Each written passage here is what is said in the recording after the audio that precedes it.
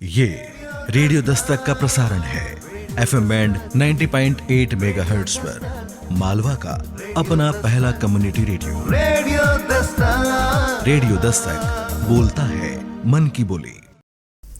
नमस्कार दोस्तों, आप सुन रहे हैं आपका अपना और उज्जैन का पहला community radio station radio Dastak 90.8 FM।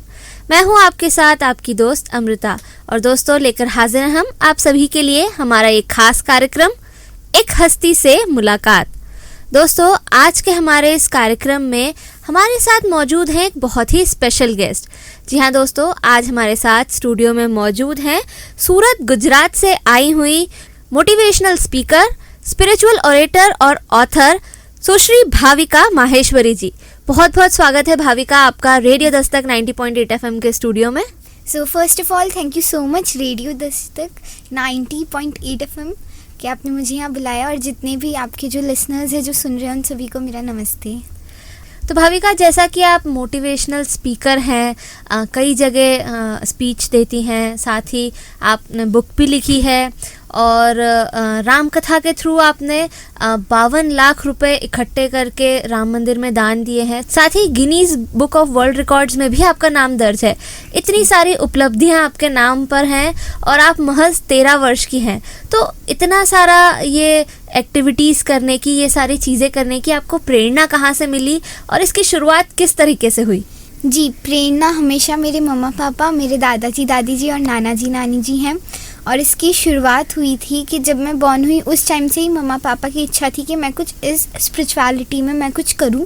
पर मम्मा और पापा दोनों वर्किंग हैं, हमारी सूरत गुजरात में स्कूल्स चलती है, तो इस वजह से ना ही कभी उन्हें टाइम मिल पाया ना ही कभी मुझे टाइम मिल पाया। तो जब लॉकडाउन आया तो हम सब बैठे और उनका उस टाइम की जो इच्छा थी कि मैं स्पिरिचुअलिटी में कुछ करूं, तो इसलिए फिर मैं स्पिरिचुअलिटी में आगे बढ़ी। और मैं एक चीज़ कहना चाहूँगी कि आजकल यह जो वर्ड है स्पिरिचुअलिटी, बहुत मिसकंसेप्शंस है इस वर्ड के साथ, क्योंकि जैसे ये वर्ड हमारे माइंड में आता है तो एक पिक्चर आती है कोई संत महात्मा की या कोई तपस्या कर रहे हैं। सो आई थिंक स्पिरिचुअलिटी का मीनिंग ये नहीं है। स्पिरिचुअलिटी का सही मीनिंग ये है कि आप कोई भी काम अपनी स्पिरिट से कर रहे हैं और आपको भगवान जी पे भरोसा है। सो आई थिंक आप स्पिरिचुअल है। स्पिरिट यानी जो भी काम कर रहे हो उसे 100% देकर करिए और भगवान जी पे भरोसा रखिए तो हमेशा उनका साथ रहेगा। तो आई थिंक भगवान जी का आशीर्वाद रहा। तो इस तरह से हमारी जर्नी शुरू हुई। हमने कथा की, कथा बहुत अलग अलग जगहों में की, जैसे लाजपुर जेल में की, वहाँ पे हमारे सूरत गुजरात में 3000 लगभग कैदी हैं वहाँ पर। तो अच्छा। वहाँ एकदम किसी ने 5 मर्डर किए, किसी ने 8 मर्डर, वो सब बैठे थे। तो उन सब के लिए विचार शुद्धि कथा कि भाई अब तो आपने क्राइम कर दिया, तो अब जब आप बाहर निकले तो फिर से आप ऐसा कुछ ना करिए, अब एक न्यू लाइफ आपकी शुरू हो रही है। कहते हैं ना कि हमारी जो लाइफ है वो बी और डी है। बी यानी बर्थ और डी यानी डेथ। सो बी और डी के बीच में आता है सी यानी चॉइस, यानी बर्थ और डेथ तो हमारी फिक्स है, पर जो बीच में जो चॉइस है वो हमारी है।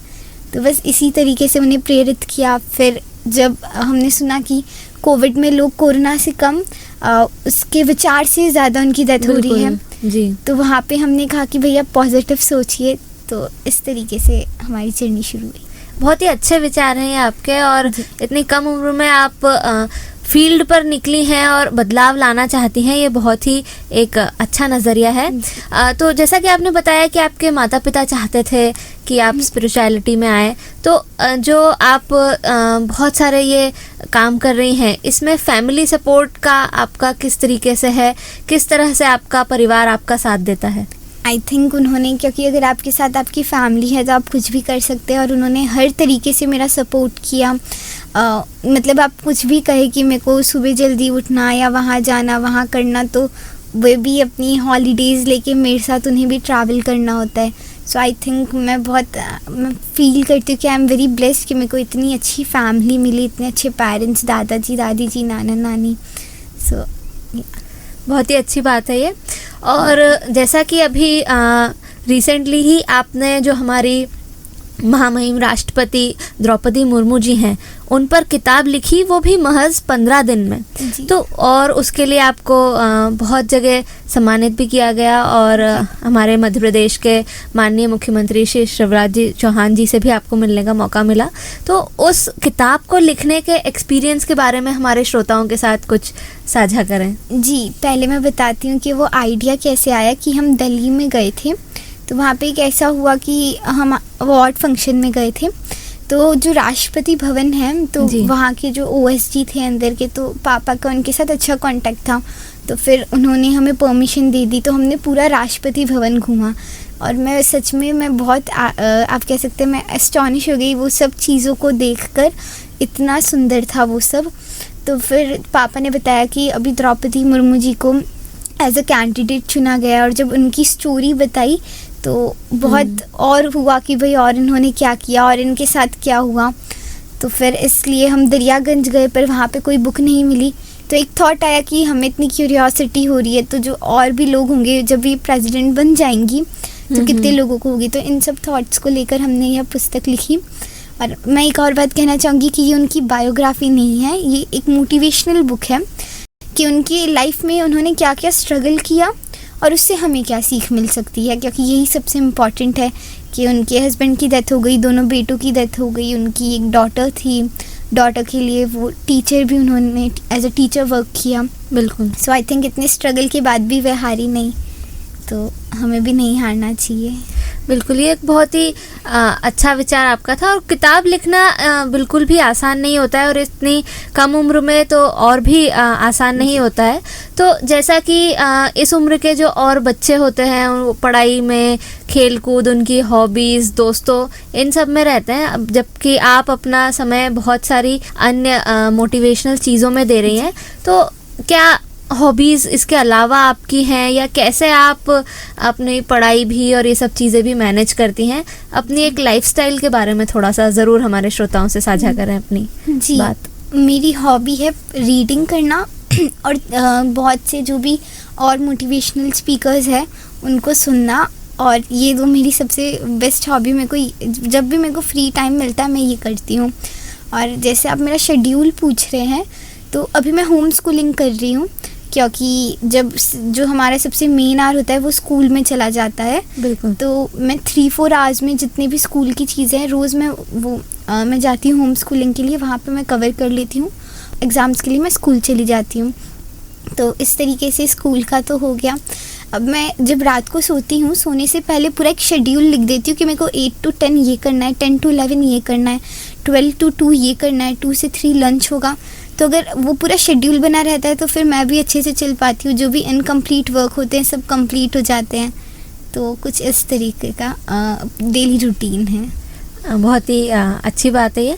तो जैसा आपने अभी तक तो बहुत सारे अचीवमेंट्स हासिल कर लिए हैं, लेकिन आगे के आपके क्या प्लान्स हैं, कि क्या आप देख रही हैं अपने भविष्य में, कि क्या करना चाहती हैं?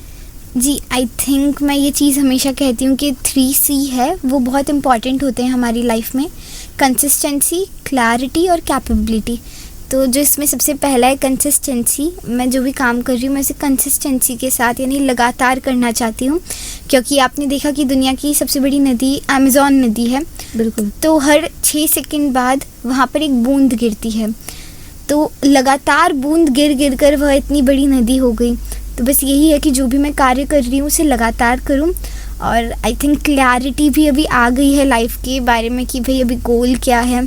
और कैपेबिलिटी यानी क्षमता हम सभी में बहुत होती है, बस जामवंत जी चाहिए जो हमारी क्षमता को बताए। बहुत ही अच्छे और अपने उम्र से आगे के विचार हैं आपके। और बिल्कुल हम भी रेडियो दस्तक 90.8 FM की ओर से आपको पूरी शुभकामनाएं देते हैं कि आपके जीवन में जो क्लैरिटी है और जो आप अचीव करना चाहती हैं वो आप ज़रूर कर पाएँ। और इसी कड़ी में मैं आपसे जानना चाहूँगी कि ऐसे क्या मुद्दे हैं या क्या विषय हैं जिसके लिए आप देश में या समाज में बदलाव लाना चाहती हैं, देखना चाहती हैं?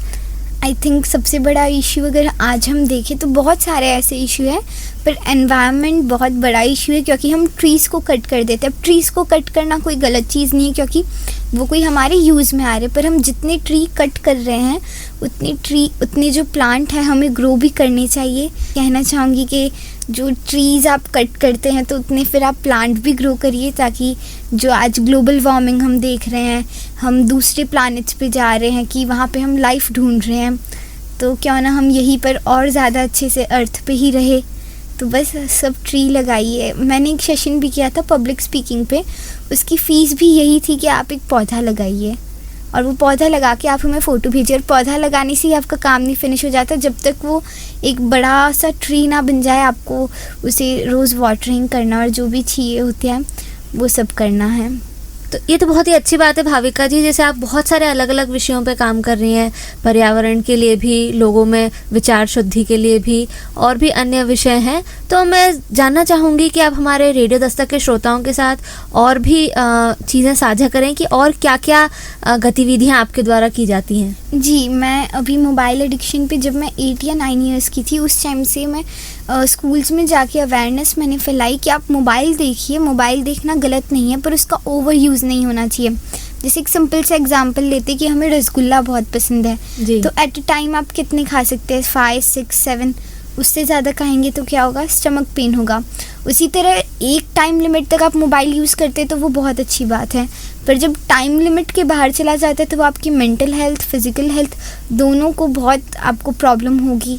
तो बस मैं यही बच्चों से कहती थी कि आप मोबाइल देखिए, मोबाइल देखने के लिए मनाही नहीं है, पर उसके अंदर कोई अच्छी चीज़ें देखिए, उसके अंदर आप कोई अच्छे वीडियोस देखिए, ताकि आपको भी बहुत सारी चीज़ें पता चले। बहुत ही अच्छी बात है। तो आप यहाँ रेडियो दस्तक के स्टूडियो में आई, इतनी सारी अच्छी बातें हमारे सारे श्रोताओं के साथ साझा करी। हमें पूरी उम्मीद है कि बहुत सारे लोगों को आपसे प्रेरणा मिली होगी कि लाइफ में वो भी क्या कर सकते हैं जिससे समाज में, देश में बदलाव ला सकते हैं। और इस उम्र में ये क्लैरिटी होना कि अपने जीवन के साथ क्या करना है, ये भी एक बहुत बड़ी बात है।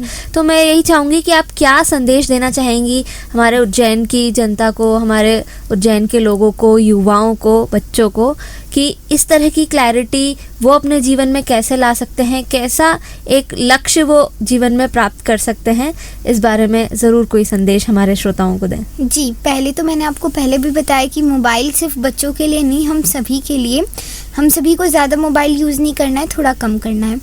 दूसरी चीज़ ये कि हमें फोकस्ड रहना है, जो भी हम काम कर रहे हैं उसे 100% देना है। अगर हम खेल रहे हैं तो 100% देकर हमें खेलना है, हम पढ़ रहे हैं तो 100% दे के पढ़ना है। अब मैं एक छोटा सा इंसिडेंट बताना चाहूँगी। आप एलन मस्क को जानते होंगे, जिनकी टेस्ला ग्रुप है। बिल्कुल।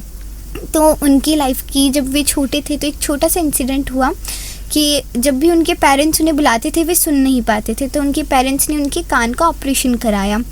कुछ समय बाद भी ये प्रॉब्लम होने लग गई कि कान का ऑपरेशन के बाद भी जब भी वे एलन मस्क को बुलाते, एलन मस्क सुन ही नहीं पाते, वे कुछ मतलब ऐसे ही बैठे रहते थे।